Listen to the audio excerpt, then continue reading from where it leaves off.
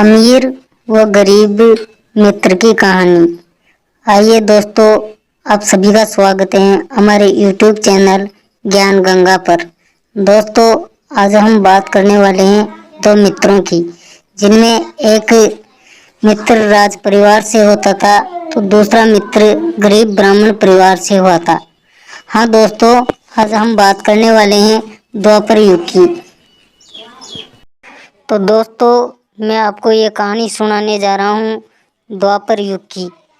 और दोस्तों, जब किसी भी बात पर किसी भी दोस्तों की मित्रता का जिक्र होता है, तब ऐसा हो ही नहीं सकता कि भगवान श्री कृष्ण और सुदामा का नाम ना आए। पूरी दुनिया कृष्ण और सुदामा की मित्रता का गुणगान करती है। तो दोस्तों, भगवान श्री कृष्ण एक राज परिवार में और सुदामा गरीब ब्राह्मण परिवार में पैदा हुए थे, लेकिन दोनों में फिर भी घनिष्ठ मित्रता थी। तो दोस्तों, बात उस समय की है जब बच्चे पढ़ने के लिए अपने गुरुओं के आश्रम में जाया करते थे।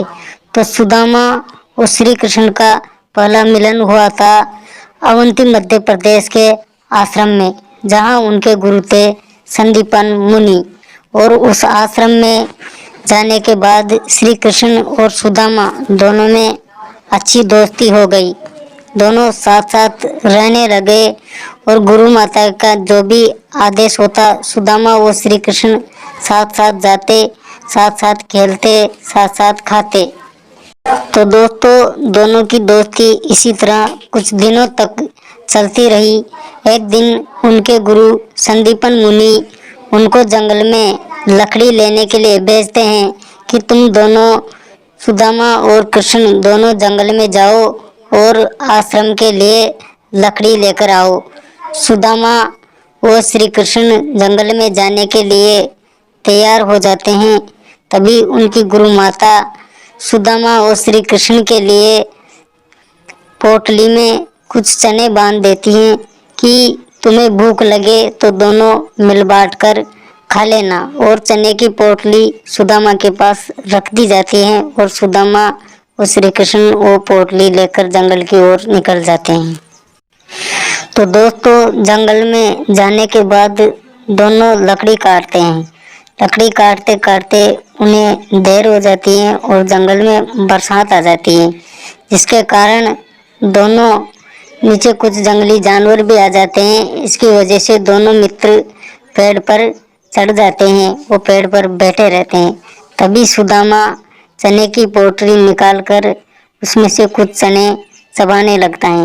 तभी श्री कृष्ण सुदामा से कहते हैं कि सुदामा, गुरु माता ने जो चने दिए थे वो चने मुझे भी दे, मुझे भी भूख लगी है, तो अकेला खा रहा है।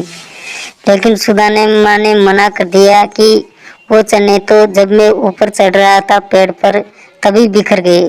भगवान श्री कृष्ण ने कहा कि फिर ये आवाज़ किसकी आ रही है? तभी सुदामा ने श्री कृष्ण को जवाब दिया, ये आवाज़ तो ठंड के कारण मेरे दांत बोल रहे हैं, इसी की वजह से यह आवाज़ आ रही है। तभी भगवान श्री कृष्ण अपने मन में मुस्कुराए और सुदामा से कहा कि सुदामा, तूने अपने मित्र से ही झूठ बोल दिया। कुछ समय बाद बारिश बंद हो जाती है और दोनों मित्र आश्रम की ओर लौट आते हैं। कुछ ही दिनों में उनकी शिक्षा समाप्त हो जाती है। भगवान श्री कृष्ण अपनी मथुरा लौट जाते हैं और सुदामा अपने परिवार के पास वापस घर चले जाते हैं।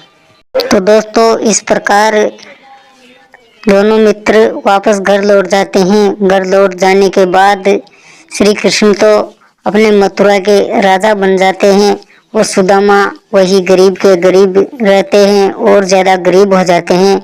और सुदामा की शादी हो जाती है और सुदामा की पत्नी का नाम सुशीला था। सुदामा बहुत गरीब स्थिति में अपना गुजारा किया करता था। सुदामा के बच्चे भी थे, पत्नी भी थे, दोनों की अत्यंत गरीब स्थिति थी। दोनों अपने आसपास के लोगों से खाना, पैसे वगैरह ये इकट्ठा किया करते थे और खाने की व्यवस्था कर लिया करते थे। एक दिन बैठे बैठे ऐसे ही बात आ गई तो सुदामा ने अपनी पत्नी सुशीला से बोला कि एक मेरा बाल सखा है जो द्वारिका नगरी का राजा है श्री कृष्ण, वो मेरा परम मित्र है, बाल सखा है। तभी सुदामा की पत्नी सुशीला ने सुदामा से बोला कि अगर वो तुम्हारा परम मित्र है और इतने पैसों वाला है, राजा है, तो तुम उसके पास जाते क्यों नहीं, उससे कुछ मांगते क्यों नहीं? वो तो राजा है, तुम जो मांगोगे वो दे देगा। सुदामा ने अपनी पत्नी से कहा कि मैं वहाँ चला तो जाऊं, लेकिन मेरे पास उसे देने के लिए कुछ है भी तो नहीं, मांगूंगा तो किस मुंह से मांगूंगा? मैं ठहरा एक गरीब आदमी और राजा, मैं वहाँ चला गया, अगर वो मुझे पहचाने नहीं, मना कर दे तो मेरी बेइज्जती होगी और लोग क्या कहेंगे कि इतनी बुरी गरीब स्थिति वाला व्यक्ति श्री कृष्ण का मित्र कैसे हो सकता है। तभी सुदामा की पत्नी पड़ोस में गई और पड़ोस वाले से थोड़े से चावल लिए और सुदामा के लिए बांध दिए कि तुम्हारे मित्र को ये चावल भेंट कर देना। और इस प्रकार सुदामा श्री कृष्ण के पास जाने को राजी हो जाता है। और दोस्तों, सुदामा की द्वारिका यात्रा का उल्लेख भागवत पुराण में भी मिलता है और कई कहानियों और किंवदंतियों में भी मिलता है। इस प्रकार सुदामा अपने मित्र श्री कृष्ण से मिलने के लिए द्वारिका की ओर चला जाता है।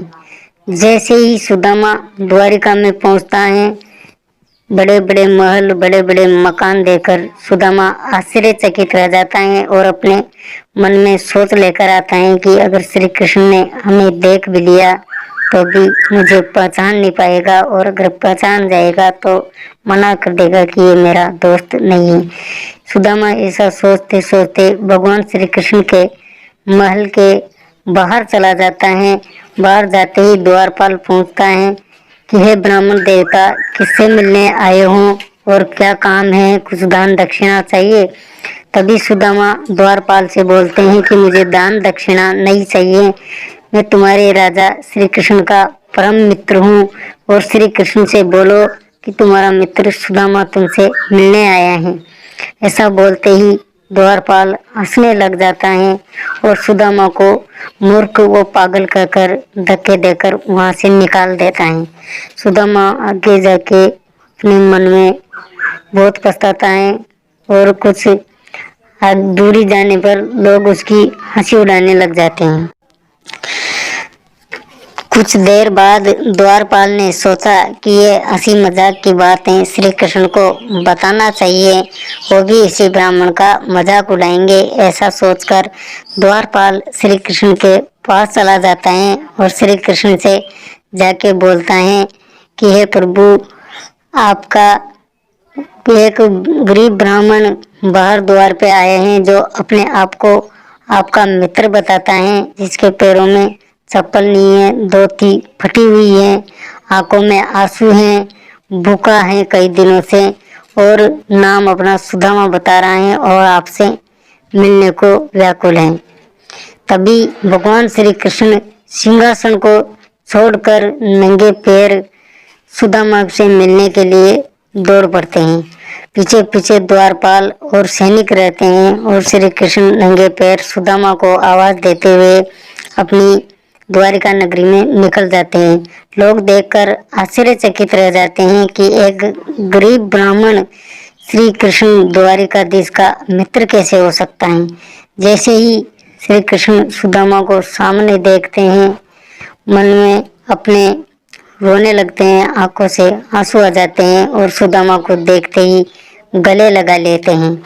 तो दोस्तों, सुदामा को गले लगाकर अपने दरबार में ले जाते हैं, सुदामा को अपने सिंहासन पर बिठाते हैं और परात में पानी मंगवाकर जल से सुदामा के पैर धोने की कोशिश करते हैं, लेकिन पानी की जरूरत नहीं पड़ती।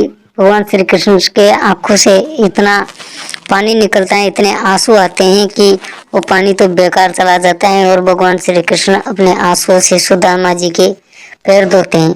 सुदामा जी के पैर धोने के बाद सुदामा भगवान श्री कृष्ण को वो चावल भेंट करते हैं कि ये तुम्हारी भाभी सुशीला ने तुम्हारे लिए भेजे हैं।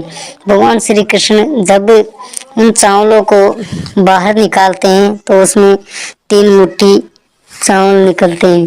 3 मुट्ठी चावल देखकर भगवान श्री कृष्ण उन चावलों को 2 मुट्ठी को खा जाते हैं और 2 मुट्ठी चावल खाने के बाद भगवान श्री कृष्ण सुदामा को 2 लोक दान में दे देते हैं।